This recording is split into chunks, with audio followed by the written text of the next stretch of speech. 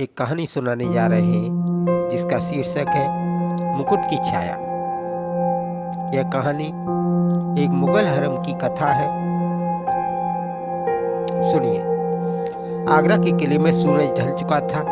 यमुना के किनारे बहती ठंडी हवा संगमरमर की दीवारों से टकरा कर लौट रही थी। महल के भीतर सेनानियों की धीमी धुन गूंज रही थी। आज बादशाह की नई बेगम मेहरुन्निसा पहली बार हरम में आने वाली थी। दीवारों पर इत्र की खुशबू, रेशमी पर्दों पर सोने की कढ़ाई और गुलाबों से सजे झंडे अब किसी नए आरंभ की गवाही दे रहे थे। पर उसी शाही हरम के कोने में रुकैया बेगम अपनी खिड़की से बाहर देख रही थी, बिल्कुल चुपचाप। वह इस हरम की पहली रानी थी। कभी बादशाह के दिल की रूह कही जाती थी, पर आज उनका कमरा फूलों से खाली था और आईने में उनकी मुस्कान भी कहीं खो गई थी। उन्होंने यमुना की ओर नजर डाली। धीरे धीरे बहता पानी जैसे कह रहा था, सब कुछ बदलता है रानी साहिबा। रुकैया के चेहरे पर एक फीकी सी हंसी आई। उन्होंने सोचा, कितना अजीब है, कभी मैं इस हरम की रानी थी और आज वही हरम मुझे पराया लग रहा है। रात का दूसरा पहर था। खात्मा आकर बोली, बेगम साहिबा, शाह ने फरमाया है कि आप भी नई बेगम के स्वागत में होंगी। रुकैया ने धीरे से कहा, शाह की खुशी मेरी खुशी, मगर क्या किसी और की खुशी में अपने दिल का बोझ उतारा जा सकता है? खात्मा झुक गई, मगर उसकी आंखों में भी वही सवाल थे। अगली सुबह हरम सज चुका था।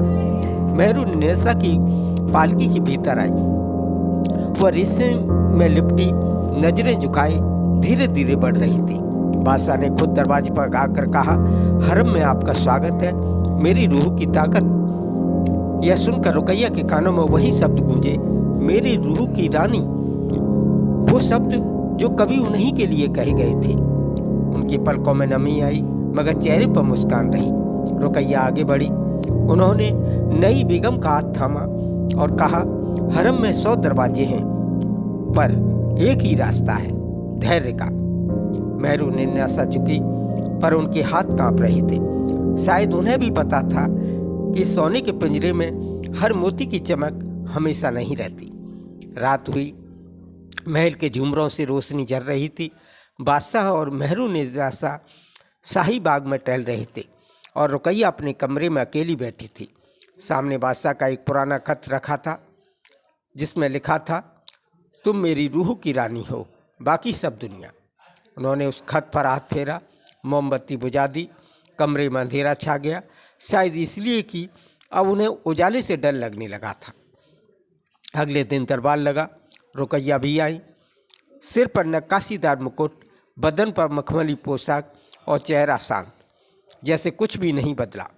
बादशाह ने नजर उठाई। उनकी आंखों में एक क्षण को अपराध झलक गया। रुकैया मुस्कुराई और बोली, शाहजहां के पास अब एक नहीं 2 चांद हैं, पर याद रखिए, पहला चांद डूबेगा नहीं, बस बादलों में छिप जाएगा। बादशाह चुप रहे। उन्होंने सिर झुका लिया, क्योंकि उन्हें मालूम था हरम में जीत हमेशा बादशाह की होती है, मगर हार हमेशा एक स्त्री की होती है। रात फिर आई। यमुना के किनारे हवा में गुलाब की खुशबू थी, पर उस खुशबू में कुछ और भी गुलाब था, रुकैया की सूखी आंखों की नमक। वो खिड़की के पास बैठी थी। नीचे बाग में नई रानी हंस रही थी।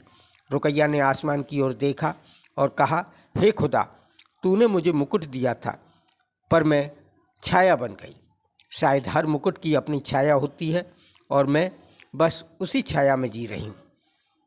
आपको हमारी कहानी कैसी लगी?